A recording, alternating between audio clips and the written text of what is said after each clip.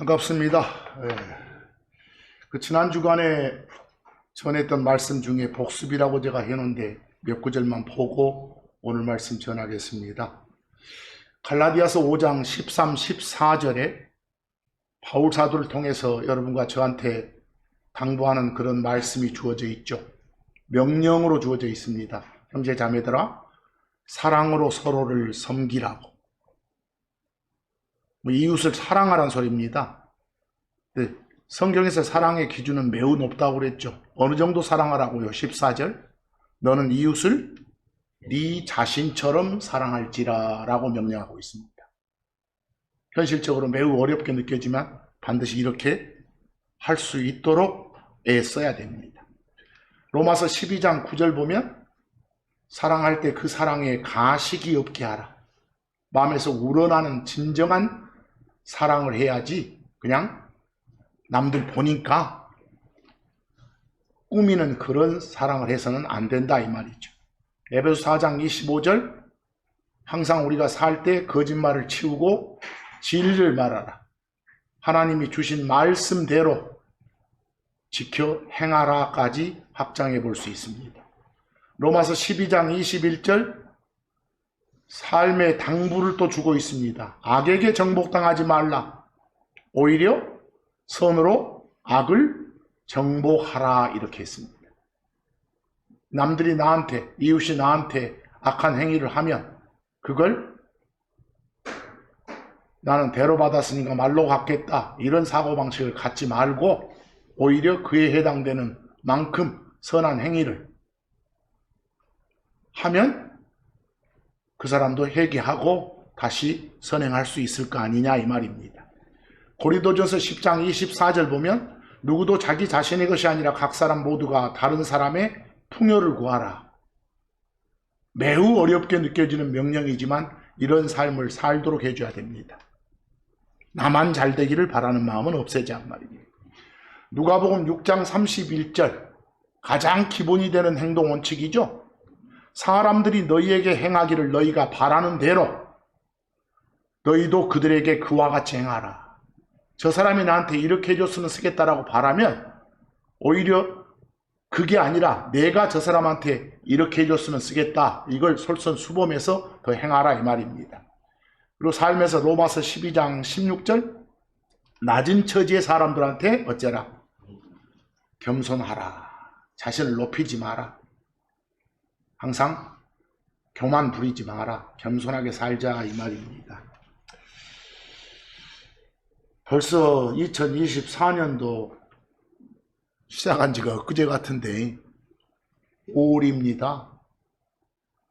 근데 5월은 이 세상에서 말하는 일명 가정의 달이죠. 특히 오늘은 자식들을 위해서 국가가 정한 특별한 날, 어린이날이기도 하고 또 며칠 지나면 부모들을 위해서 정해놓은 특별한 날도 있고 또 선생님들을 위해서 정해놓은 특별한 날도 있고 또 그런 특별한 날들 말고도 5월은 여러 가지로 특별한 날들이 많습니다. 저 개인적으로 봐도 5월은 그렇게 마음이 가볍지는 않은 달입니다. 항상 무겁게 사는 그런 달이기 때문에 오늘 이 시간에는 성경이 말하는 이 부모 자식에 관한 구절들을 살펴보면서 부모인 우리들 또는 자식인 우리들한테 하나님께서 어떠한 내용의 말씀들을 주시는지 살펴볼까 합니다. 여기 계신 여러분들 중에는 부모인 분도 계시고 아직 부모는 아니고 누군가의 자식인 분도 계시고 또 부모면서 동시에 자식인 분도 계실 겁니다. 이 자리에서 그 어떤 입장이건 주어지는 각 구절이 내 자신에게 주어진 말씀이다 라고 여기고 잘 듣기를 부탁드립니다. 아마도 세상 부모들의 제일 큰 관심사는 자식 키우는 일일 겁니다. 흔히들 자식 농사 짓는 거라 그러죠. 자식 교육시키는 거예요. 제 경험으로 봐도 참 어려운 일이라 생각됩니다. 자식 농사가. 흔히 이 자식 키우는 일, 이걸 농사에 비유해서 말을 하잖아요. 그래서 어떤 사람은 자식 농사를 잘 지었다, 누구는 자식 농사 망쳤다. 그래서 오늘 말씀의 제목도 그렇게 달아봤습니다. 자식 농사를 하고 점점점 그랬죠. 어떻게 할 것인가, 잘 지었냐 못 지었냐, 뭐 이런 등등의 말입니다.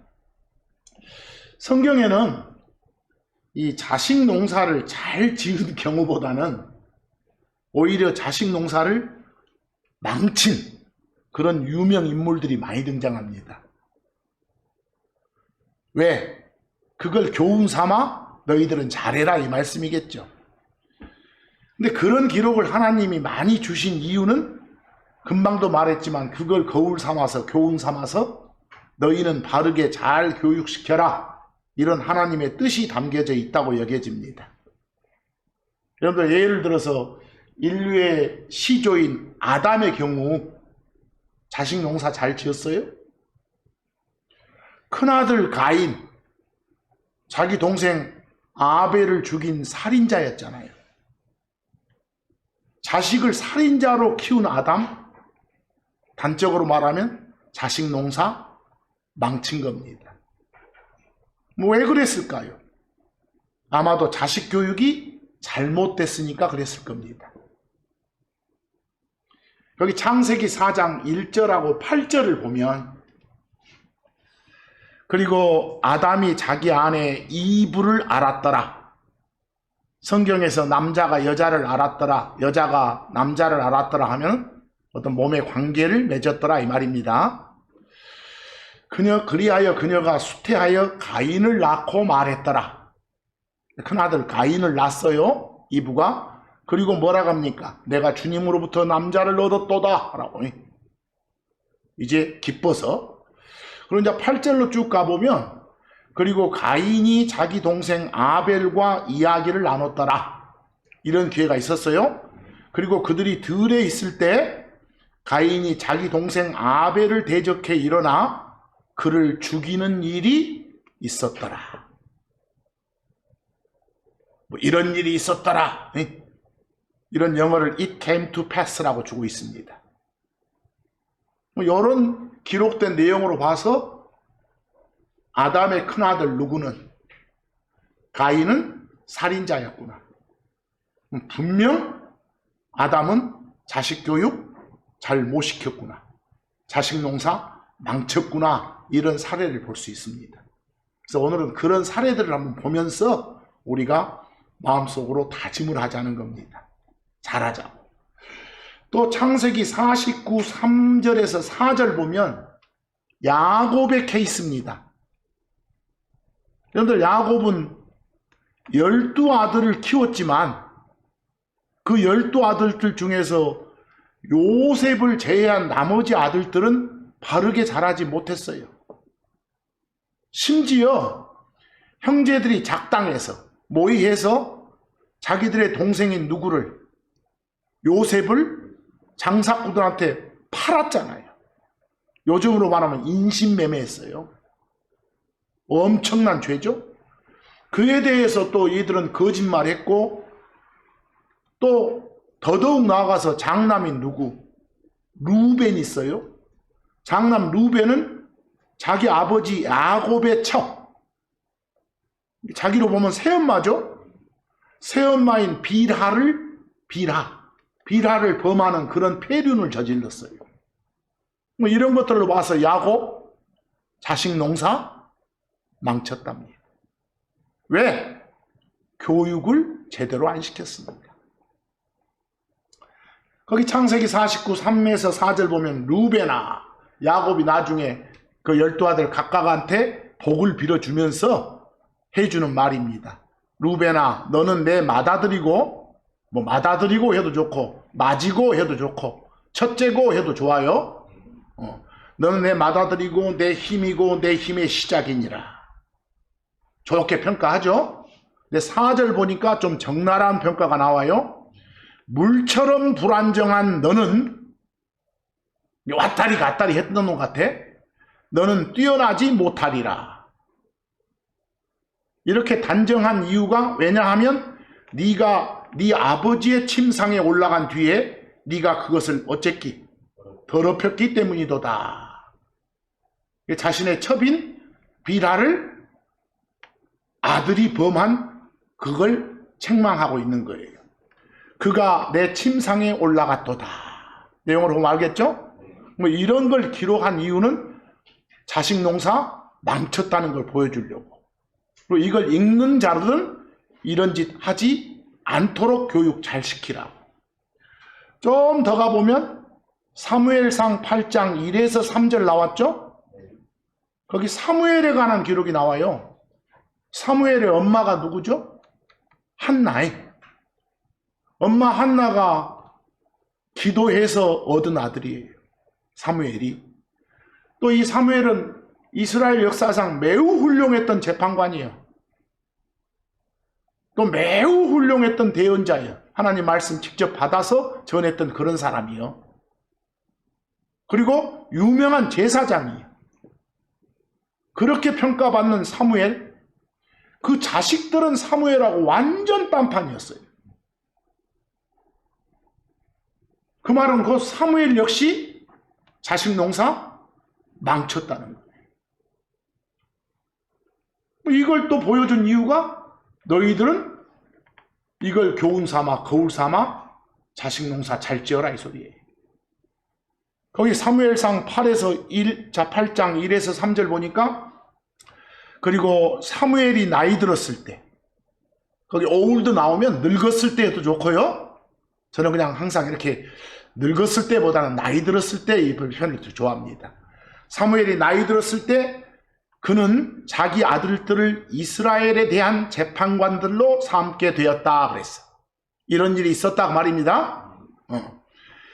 이제 그의 첫째 맏아들의 이름은 요엘이었고 둘째 이름은 아비야였고 그들이 브엘세바에서 뭐였더라? 재판관들이었더라 그랬어. 근데 3절 보세요. 그런데 and 나와 있죠? 그런데 그의 아들들이 이 사무엘의 아들들이 자기 길들로 걷지 아니하고 뭔가 이제 딴 데로 새죠. 옆으로 돌이켜 이익을 추구하며 뇌물을 취하고 재판을 굽게 하였더라 그랬어요. 이야, 그 훌륭한 재판관인 사무엘의 아들들 보니까 딴 길로 갔죠. 뭐 사무엘 역시 어쨌구나. 자식 농사 망쳤구나 그 말입니다. 이렇게 많은 사례를 보여주는 거예요. 사무엘하 18장 5절 볼래요? 거긴 다윗 이야기예요. 이스라엘에서 매우 위대한 왕으로 여겨지고 성경의 중심 인물 가운데 하나인 그런 다윗도 자기 아들 압살롬, 아들 새끼가 아버지 다윗을 향해서 반역을 일으켰잖아요. 아버지 죽이려고. 자신한테 반역을 일으킨 아들 압살롬이 있었어. 근데 매우 안타까운 점은 나중에 자신한테 반역을 일으킨 아들이라면 제대로 교육시켜서 죽이든지 해야 될 거 아니에요. 벌을. 근데 벌은 내기는커녕 그 눈먼 사랑을 보이는 구절이 있어. 안타까운 사랑이에요, 이것은. 당연히 주의 말씀에 따르면 압살롬은 죽였어야 되거든. 근데 사무엘하 18장 5절 보면 어떤 내용이 있냐면 그리고 왕이 다윗이에요. 자기 군대 대장이 요압이었거든. 요압과 아비새와 이때에게 명령하여 말했더라. 그 압살롬 처리를 어떻게 하라고 말한가 봐봐. 나를 위해 청년 곧 압살롬을 어쩌라고? 너그러이 대하라고. 요즘 어떤 일부 부모들처럼 오냐오냐만 하고 있는 거예요. 거기서 잘못했으면 따끔하게 그에 상응하는 벌을 줬어야 되는데 그게 올바르게 교육시키는 방향인데 부모가 자식 눈치 보는 그런 케이스예요. 이 자체가. 왜 자식 농사 이 사람들이 망쳤을 거라고. 이유는 간단하죠. 자식 교육을 제대로 안 했으니까. 여러분들 성경은 하나님 말씀은 자식 교육 어떻게 시키라고 해요? 제일 먼저 1호 지침이 뭔지 아세요? 하나님 두려워하는 걸 가르쳐야 된다고 해요. 이 세상에서 일어나는 모든 범죄의 원인은 하나님 두려워하는 법을 교육시키지 못해서 일어나고 있다고 그래요. 거기 시편 34편 9절과 11절 한번 보실까요? 오 너희 그분의 성도들아 주를 어째라? 두려워하라. 주를 두려워하라. 그분을 두려워하는 자들에게는 부족함이 없기 때문이니라 그랬어. 11절 너희 자녀들아 내게로 와서 귀를 기울이라. 내가 너희에게 주의 무엇을? 두려움을 가르치겠노라. 자식 교육 제대로 시키려면 제일 먼저 할 일이 뭐다? 주 하나님 무서워할 줄 알도록 성경 구절들을 통해서 그 교육을 제일 먼저 시켜라 말입니다. 그래서 이스라엘 백성 각각한테 주신 말씀이 있고 또 여러분과 저처럼 그리스도 안에 들어온 사람들한테 주시는 말씀도 있어요. 내용이 약간 세대마다 다르기도 하고 겹치기도 하는 그런 내용들이 많아요. 특히 이스라엘 백성에게 주신 말씀 금방처럼 각 사람한테 자기 부모 두려워할 줄 알게 가르쳐라. 이건 하나님 두려워할 줄 알면 자기 낳아준 부모 두려워할 줄은 저절로 알게 되는 거예요. 그래서 요즘 아이들 보면 어쩝니까? 부모 알기를 우습게 하는 경향들이 있잖아요. 엄마 아빠랑 친함이 있다고 해서 엄마 아빠 두려워할 줄 모르는 게 허다하잖아요.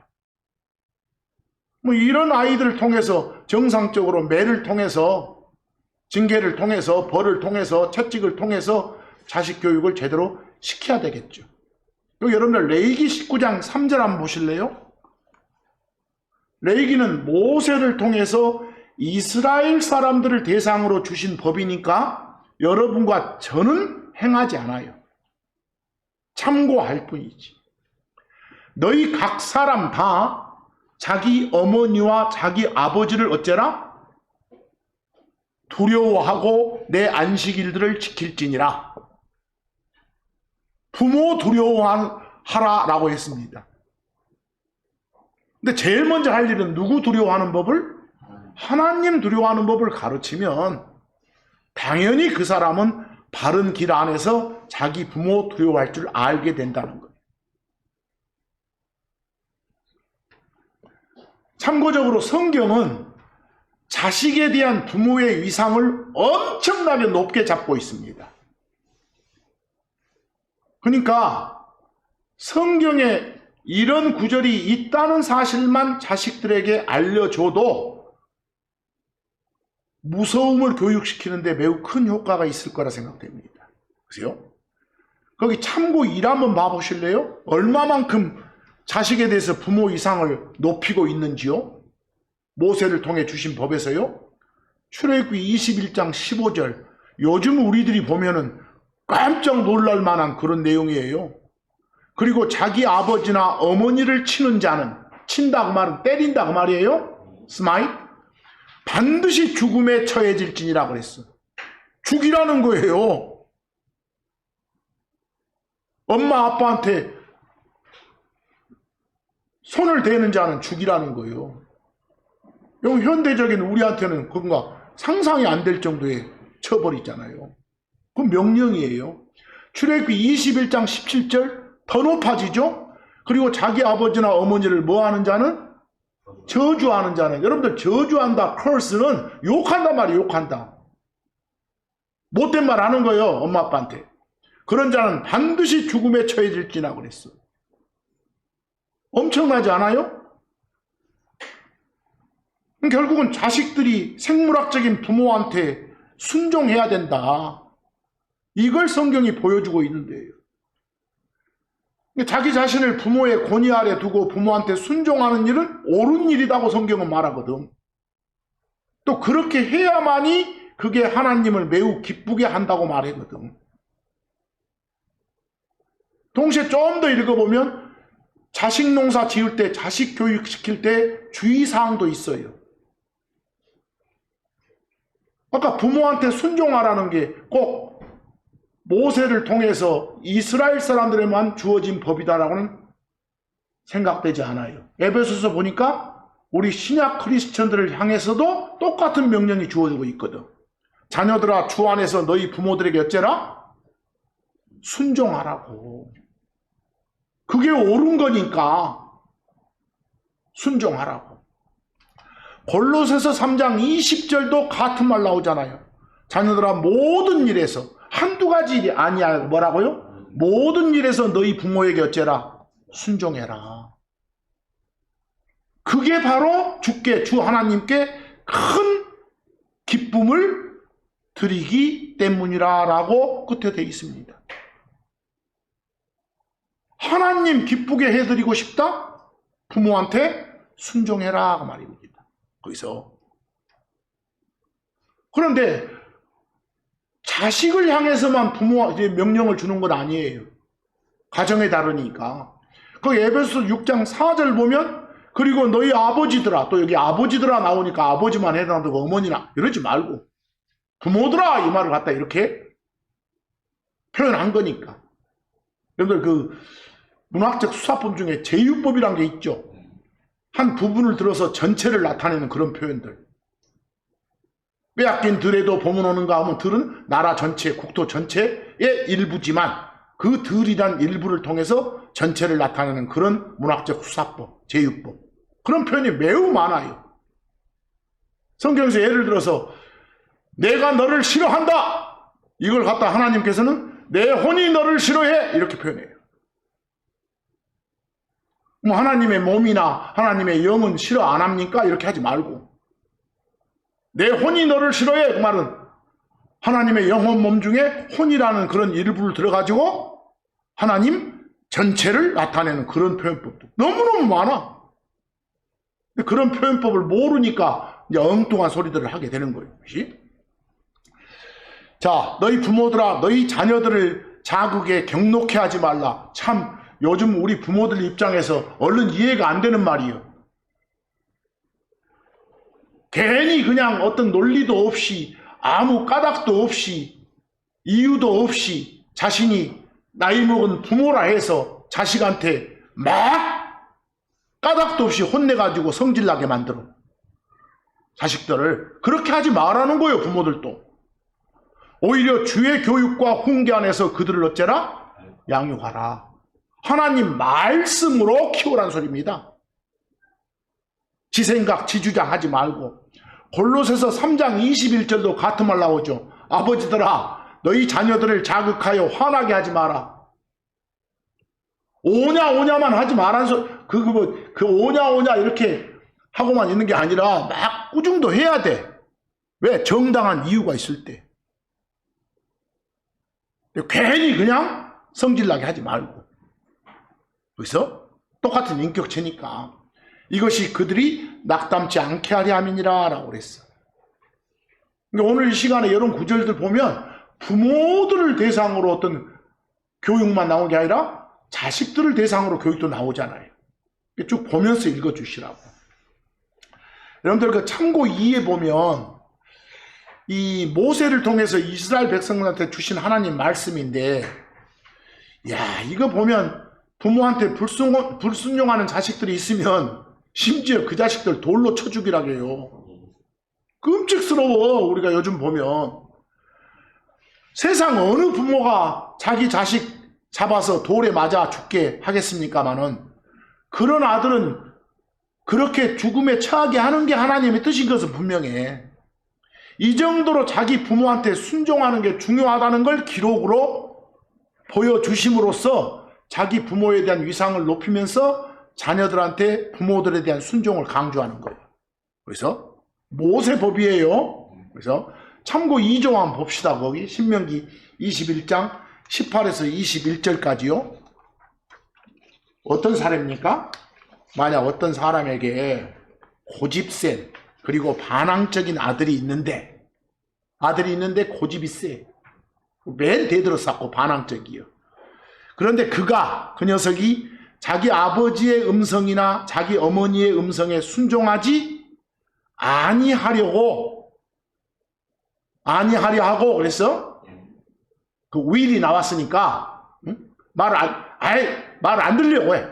고집부리고 그러려고 하면 그들이 징계를 했는데도 불구하고 그들에게 귀 기울이지 아니하려 하면 그랬어.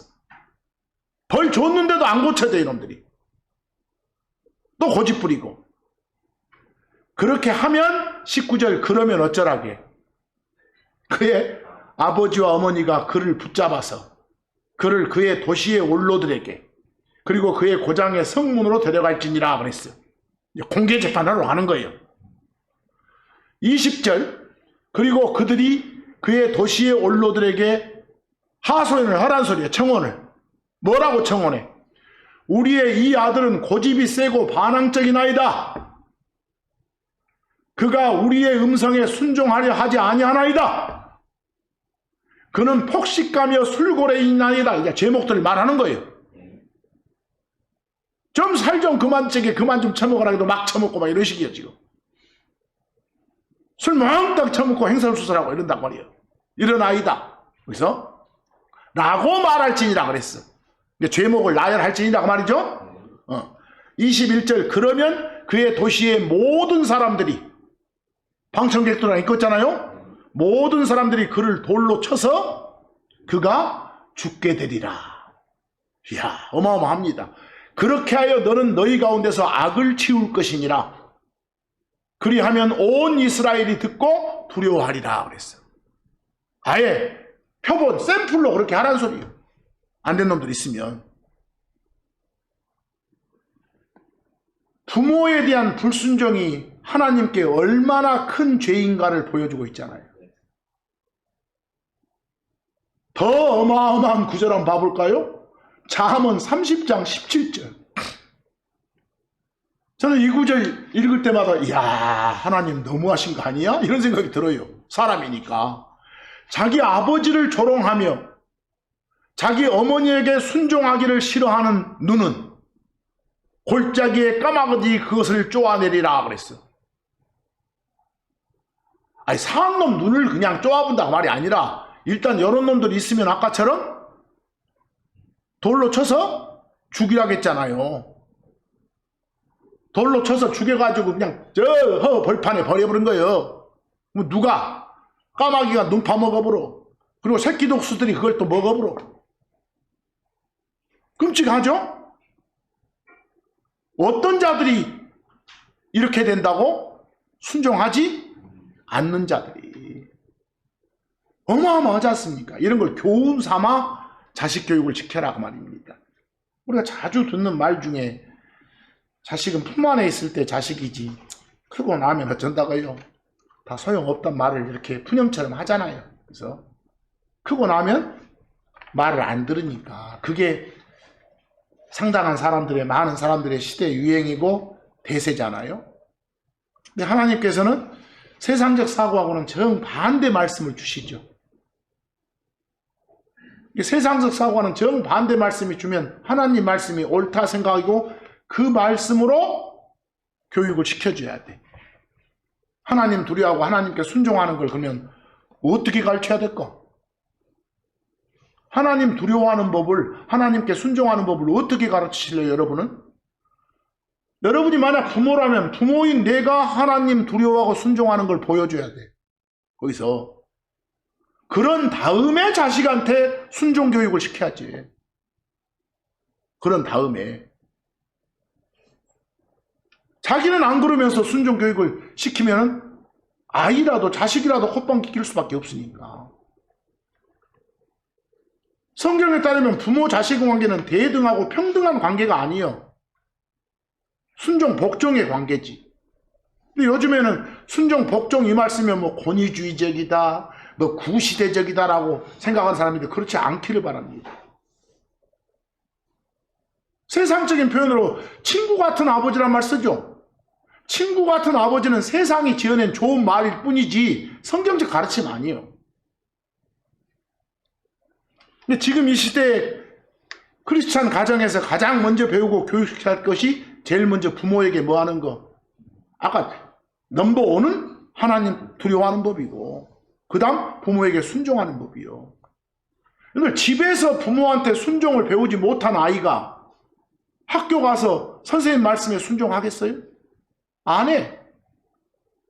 그런 아이가 사회 나오면 직장 상사한테 순종하지 않아. 또 나라법에 순종하지 않아. 그런 아이들은.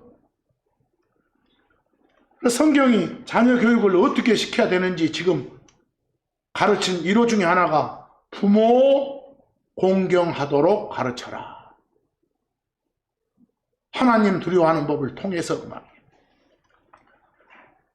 바울 사도가 그 모세를 통해서 준 그 10가지 명령이 있잖아요. 이스라엘에게. 일명 뭐? 10계명. 거기를 참고 삼아가지고 주신 명령이 있어요. 에베소서 6장 2에서 3절 우리 자주 봤어요. 이거 매년 이맘때 되면. 여러분한테 주신 명령이에요. 네 아버지와 어머니를 어째라? 공경하라 그랬어. 그것은 약속을 가진 첫 번째 명령이니라 그랬어. 부모를 공경하라, 효도하라 이랬으면 효도하면 내가 이렇게 해주겠다 라는 약속이 이어져. 근데 일명 10계명 중에 이것 빼고 나머지 9개는 뭐 해라 하지 마라만 있어. 하면 이렇게 하겠다라는 약속 없어. 안 하면 이렇게 하겠다는 약속 없어. 하지만 이 명령만 하면 이렇게 해주겠다는 약속이 딸려 있어. 그래서 이 명령을 약속을 가진 첫 번째 명령 이렇게 말하는 거예요. 거기서 그러면 어떤 약속이 있습니까? 부모를 공경하라, 부모한테 효도하라. 그렇게 하면 너 일 잘 풀리게 해주겠다. 네가 잘 되게 해주겠다 말이요. 또 그렇게 하면 땅에서 오래 살게 해주겠다. 장수. 거기서 어쩌면 그렇게 해주겠다고? 효도하면 이렇게. 이런 약속이 딸린 그런 명령이에요. 뭐 실제로 한번 참고 3 한번 가봅시다. 참고 3. 모세를 통해서 이스라엘에 준 10가지 명령들이 있죠? 그걸 한자어로는 뭐라 한다고요? 10계명 그래요. 우리는 그냥 10가지 명령들 이렇게 썼지만 10계명 이럽니다. 적어도 10계명 정도는 기억하고 있는 게 좋을 수도 있어요. 첫 번째, 너는 내 앞에 다른 신들을 두지 말라. 이게 첫 번째예요. 그에 결부된 약속은 없죠? 두 번째, 너는 너를 위해 어떤 색인 형상도 만들지 말지니라. 너는 그것들에게 절하지 말고 또한 그것들을 섬기지도 말지니라. 어떤 형상 만들어 놓고 막 절하고 섬기고 하는 그런 짓거리 하지 말라가 두 번째예요. 세 번째, 너는 주 네 하나님의 이름을 헛되이 취하지 말지니라 그랬어. 이게 세 번째예요. 네 번째는 뭐요? 안식일을 기억하여 거룩히 지키라. 여러분한테 준 게 아니라고. 또 여러 놈 보고 10계명에도 있는 명령을 안 지키면 쓰겄어? 이러고 말하는 또 이상한 사람들도 있어. 그러지 말고. 그런 걸 주창하는 사람들이 뭐 안식교니 이런 사람들이요. 그리고 이제 뭐라고 하면 이런 구절 돼. 여기 있잖아.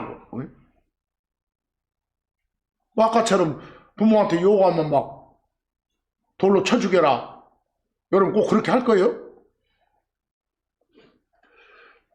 다섯 번째 명령 보니까 뭐가 나와? 네 아버지와 네 어머니를 어째라? 공경하라. 존중하고 높이고 효도하라는 소리요. 그런데 그 다음에 약속이 딸리죠. 뭔 약속을 해줘? 그리하면 주 하나님이 네게 주시는 그 땅에서 네 날들이 어째라? 길리라. 그 가나안 땅 들어가서 오래 살게 해주마고 말이요. 그런데 여러분, 아까 우리 에베소서 보니까 부모한테 효도했을 때, 부모한테 순종했을 때, 부모에게 공경했을 때 주어지는 복이, 약속이 더 크죠. 장수만 있는 게 아니라 뭐 또 있었어? 하는 일 잘 풀리게 해준다고도 있잖아요. 우리한테 훨씬 더 멋진 약속을 주시잖아요. 그리고 이제 6번째 약속은 너는 뭐 하지 말라? 살인하지 말지니라 그랬어. 참고적으로 여러분들 살인하지 말지니라 이런 명령이 여러분과 저한테는 안 주어져 있을까? 훨씬 더 이게 강도 높게 주어져 있어. 거기 요한 1서 3장 15절 한번 봐보실래요? 자기 형제를 미워하는 자는 누구든지 다 뭐라고? 살인자니라고. 살인한 사람이라고. 형제 미워한 사람이 이웃을 미워하면 살인자라고. 그건 살인하는 거니까 살인하지 말라고. 뭐 오히려 요한 1서 보니까 우리 신약 크리스천한테 주어진 게 더 세죠. 거기서 뭐까지도 살인으로 보고 있으니까. 미워하는 그런 행위마저도 살인으로 보고 있으니까. 얼마나 강도가 높습니까? 7절, 7번째, 너는 간음하지 말지니라 그랬어. 남의 남자, 남의 여자하고 그냥 몸섞고 막 이렇게 하는 것만 일반적인 간음으로 보는데 이게 우리들한테 왔을 때는 훨씬 더 세지고 있어. 비교. 야고보서 4장 4절 보니까. 여러분과 저를 향해서 너희라 하면서 갑자기 너희와 동격으로 간음남들과 간음녀들아 그랬어. 나한테 간음남이래. 옆에 자매들한테 간음녀래. 깜짝 놀랄 만한 아니요? 너희는 세상에 대한 친교가 하나님께 온수됨을 알지 못하느냐? 세상하고 친해지고 이건 하나님하고 온수된데 그러므로 세상의 친구가 되고자 하는 자는 누구든지 다 하나님의 뭐요? 온수인이라고 그랬어. 뭐 여기 간음의 정의를 어떻게 내리고 있는 거예요? 세상과 친해지는 것, 세상과 몸 섞고 마음 섞는 것도 뭐다? 간음이다까지 확정하는 거예요. 십계명 모세법보다 훨씬 더 센 명령이에요. 우리한테는. 이거 그냥 읽으면서 야 이러고 됐겠지 하지만 우리는 어쩌요? 여러분 지난 한 주간 살았던 생각 한번 해봐. 세상하고 멀리 했어? 유튜브 본 시간이나 텔레비전 본 시간 한번 생각해봐. 잘못했습니다. 8절 너는 도둑질하지 말지니라. 이런 명령도 있고 9절 너는 네 이웃을 대적하여 거짓 증언하지 말지니라 라는 명령도 있고 또 10번째는 너는 네 이웃의 집을 어째지 마라. 탐내지 마라. 너는 네 이웃의 것 중 어떤 것도 탐내지 말지니라 그랬어. 그런데 요거 탐심 갖지 말고 살라는 것이 우리한테 오면 더 세지죠. 우리 꼬마들 오네? 뭐 또 탐심으로 보니까 거의 탐심을 욕심내는 것을 우상숭배까지 가버리거든. 우상숭배까지. 신약에 오면 훨씬 더 세진단 말이에요. 어찌됐건 여기까지 봤을 때 우리가 지금 그 5번째 명령을 보고자 했던 거예요. 어쩌라고? 말로만 입으로만 하지 말고 부모 어쩌라? 효도하라고. 어머니 날, 아버지 날 하루만 부모님 찾아뵙고 꽃 따라주고 식사 한 끼 먹는 거 이게 전부인 집이 수두룩 하잖아요. 그날 용돈 몇 푼 그냥 드리는 그런 것이 마치 부모한테 효도하는 것처럼 여기는 사람들이 많잖아요. 그거이 전부요. 평소에는 거의 전화도 하지 않고 지내다가 A상 신년에 한 번 어머니나 잠깐 한번 들리고 말잖아요. 우리 모두가 그렇잖아요. 과거에 나 역시도 그랬으니까. 또 더욱이나 부모 쪽으로 잘 안 되는 것이 대부분 가정 살펴보면 부모님이 중심이 아니라 누가 중심으로? 새끼가 자녀가 중심으로 되어 있으니까. 부모들의 사고관도 자식 위해서 한다는 부모들 많잖아요. 그러나 여러분들 실제로 여러분 자신도 한번 생각해보고 주변도 한번 살펴보시오. 부모님 위에 산다는 자식들 많습니까? 거기서? 그건 별로 없잖아요. 부모를 공경하지 않고 반대로 자식 공경하는 이 시대는 삐뚤어진 거예요. 부모 떠받든 게 아니라 자식 떠받든 게 잘못된 거란 소리요. 성경은 자꾸 자식들한테 순종을 가르쳐야 된다고 한대.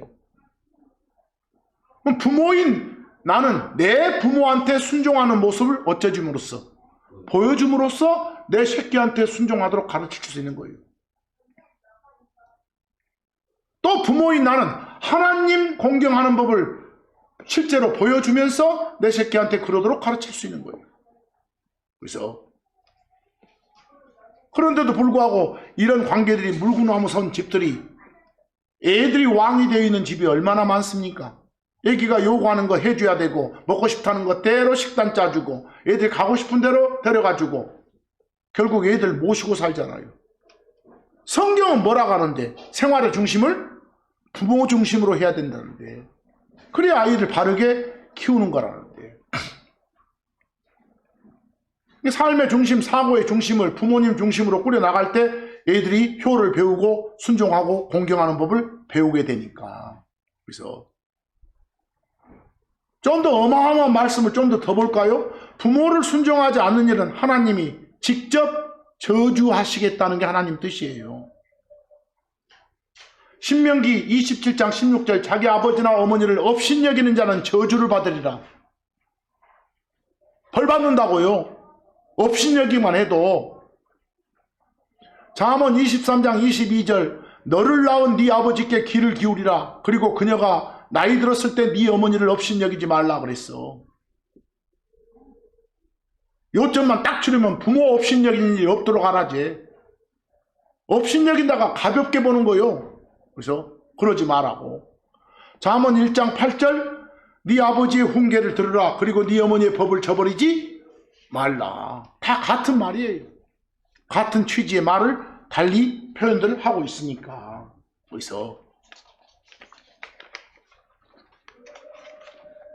디모데전서 5장 4절 오늘은 쭉 보면서 그냥 교훈을 받으면 되니까 만일 어떤 과부에게 자녀들이나 손자들이 있거든 그들로 하여금 먼저 집에서 효성을 보이는 것 그리고 자기들의 부모에게 보답하는 것을 배우게 하라 그랬어.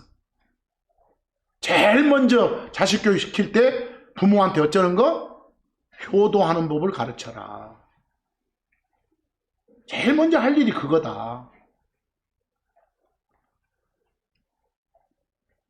신명기 6장 6에서 7절 보면 그리고 이날 내가 너한테 명령하는 이 말씀들을 네 마음속에 둘지니라. 그리고 너는 그것들을 내가 너한테 주는 이 성경의 말씀들을 네 자녀들에게 부지런히 어째라? 가르치니라. 성경 교육시키는 게 순종법 가르치는 거예요. 하나님 두려워하는 법을 가르치는 거예요. 그래서 성경은 애들 교육시킬 때 징계할 일 있으면 확실히 징계를 하라고 그래요. 그래서 요즘에는 어디 가서 내만 들어도 바로 신고해 불잖아요. 시대가 그렇게 돼 있어가지고. 성경은 부모가 자식을 바로 잡으라고 해요. 오냐오냐만 하지 말고. 잠언 29장 17절 네 아들을 또 여기 아들만 나왔으니까 딸은요 이러지 말고 자식을 아들을 바로 잡으라. 바로 잡으라. 커렉트 하라. 렉트가 그냥 똑바로 서는 거예요. 허투루 넘어지지 않도록 똑바로 세우라고 말이에요. 그리하면 그가 네게 안식을 주리라. 그래야 마음이 편하지 부모도. 참으로 그가 네 혼에게 기쁨을 주리라 그랬어. 여기서 뭐 네 몸한테 기쁨은 네 영한테 기쁨은 이러지 말고 네 혼에게 그 말은 너에게 그 말이에요. 제육법이에요. 히브리서 12장 보면 확실한 또 교육 방법이 또 나와 있죠. 히브리서 12장 5절에서 7절 보니까 히브리서 12장 5절에서 7절 그리고 자녀들에게 그러하듯이 너희에게 이르시는 그 권면 곧 내 아들아 너는 주의 징계하심을 멸시하지 말라. 또한 네가 그분께 책망당할 때 기진하지 말라 그랬어. 우리가 잘못 살면 하나님이 우리한테 벌 주시오. 내가 열심히 했는데도 일이 잘 안 풀릴 때도 있어. 똑같이 나는 이런 것 같은데 남들은 어디 그리스도 밖에 있는 새끼들은 잘 된 것 같은데 나는 안 될 때도 있어. 그거 하나님이 일부러 그러실 수도 있어. 그런 고난과 징계를 일부러 주실 수도 있어. 근데 그런 걸 잊고 살면 안 돼. 6절 왜? 이는 주께서 사랑하시는 자를 그분께서는 어쩌신다고? 징계하시고 그분이 받아들이시는 아들마다 징벌하시기 때문이라고 그랬어요. 내게 고난이 없으면 내가 그리스도인으로서 살고 있는데도 나한테 어떤 고난들이 애로사항들이 없으면 내 하나님 새끼 아니다는 걸 반대로 입증하는 것이 되니까. 내가 지금 당하는 고난이 하나님이 주신 나의 고난일 수도 있으니까. 7절 만일 너희가 징계하심을 견뎌내면 하나님께서는 너희를 아들들처럼 대해주시느니라 그랬어요. 끝에 제일 말씀 중요한 말 나오네. 아버지가 징계하지 않는 자가 무슨 아들이겠느냐. 하나님 아버지가 징계를 안 해. 내가 잘못했는데도 그럼 내가 하나님 안에 지금 없는 거 아니야? 라고 의심해 봐야 돼. 그것을 오히려 뭐 이건 세상 아버지도 똑같은 말이에요. 아들이 잘못했는데 딸이 잘못했는데 아버지가 어머니가 징계를 안 해. 그럼 진정한 부모가 아니지. 그것은 이 내용들 보니까. 그래서 자식 교육 시킬 때 그 참고 4에 보면 어떤 말들이 나온가 봐봐. 잠언 29장 15절 매와 꾸지람은 지혜를 주느니라. 잘못했으면 매 때려라 그 말이요. 또 여기 꾸짖어라 그 말이요. 하지만 홀로 버려둔 아이는 홀로 버려둔 아이는 그 말은 그냥 냅둬버린 아이는 그 말이요. 잘못했는데 매 안 때리고 꾸지람 안 받는 그런 아이는 자기 어머니에게 수치를 가져오느니라. 거기서 결국은 사고치거든. 그런 놈들이. 잠언 19장 18절 소망이 있는 동안에 네 아들을 징계하라. 잘못했으면 그 잘못한 순간 벌 주라고. 꾸짖으라고. 그래야 고쳐질 희망이 있지. 나중에 그대로 놔둬가지고 방치해가지고 도저히 역전 불가능할 상황까지 갔을 때는 희망 없는 상황까지 갔을 때는 돌이켜지지 않아. 그리고 그의 울음으로 인해 네 혼이 봐준다 말이요. 봐주지 않게 하라. 잘못했는데 내가 뭐라고 하니까 소위 말한 악어의 눈물을 흘려. 애가 그럴 때 그것 보고 또 마음 약해져가지고 또 혼내던 거 중단하지 말란 소리요. 정확하게 그냥 잘못 지적하고 꾸짖고 해주란 소리요. 여기서 그 자식의 울음으로 인해 네 혼이 봐주지 않게 하라. 여기서 네 혼이 봐준다고 말은 네가 봐준다고 말이요. 이런 것들이 제휴법이라니까. 그래서 너무너무 많아 그런 표현이. 잠언 22장 15절 아이의 마음에는 어리석음이 매여 있느니라. 그러나 바로 잡음의 매가 그로부터 그것을 멀리 몰아내느니라. 바로 잡아와 주면 징계하고 벌 주면 꾸중하면 매 때리면 어쩐다고. 아이한테서 있던 어리석음이 달아나고 그 자리에 지혜가 자리를 잡는다고. 그래서 잠언 23장 13절 아이에게서 바로잡기를 그만두지 말라. 계속해서 바로잡으라. 잠언 22장 6절 아이를 그가 마땅히 가야 할 길 안에서 똑바로 훈련시켜라. 명령이요. 그리하면 그 아이가 나이 들어서도 그는 그것에서 떠나지 아니하리라. 순차적으로 하나님 두려워하는 법 가르쳐서 하나님 말씀대로 사는 부모가 또 그 말씀대로 사는 자식으로, 그 자식이 부모 되면 또 그 말씀 따라 행하는 자식으로 이렇게 키워질 거란 소리예요. 여기 있는 우리가 부모건 자식이건 부모 겸 자식이건 상관없이 오늘 이 말씀이 모두 다 해당된다고 여기고, 특히 자식 농사 잘 지었다는 소리 들으려면 오늘 이 순간부터라도 그냥 하나님 무서워하는 법, 하나님 말씀대로 많이 심어주는 거, 이 훈련부터 해야 되겠다 그 말입니다. 그래서 소위 말하는 가정의 달을 맞이해서 늘 이맘때 되면 이런 말씀을 이렇게 전합니다. 반복적으로.